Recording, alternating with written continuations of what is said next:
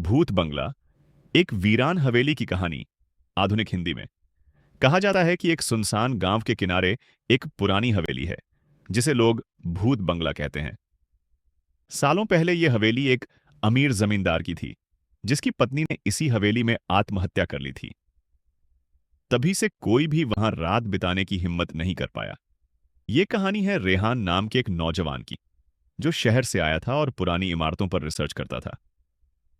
गांव वालों ने उसे कई बार समझाया कि उस हवेली के आसपास भी मत जाना, लेकिन रेहान ने इन बातों को सिर्फ अफवाह मान लिया।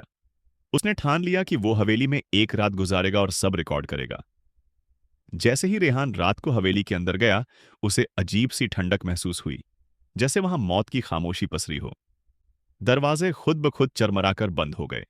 दीवारों पर खून जैसे निशान थे और कभी-कभी किसी औरत की डरावनी हंसी गूंजती थी।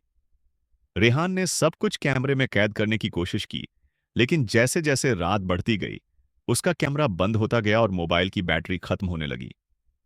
अचानक उसे एक साया दिखा, जो धीरे धीरे उसकी ओर बढ़ रहा था। रेहान भागना चाहता था, मगर उसके पैर जैसे जमीन में जड़ हो गए थे।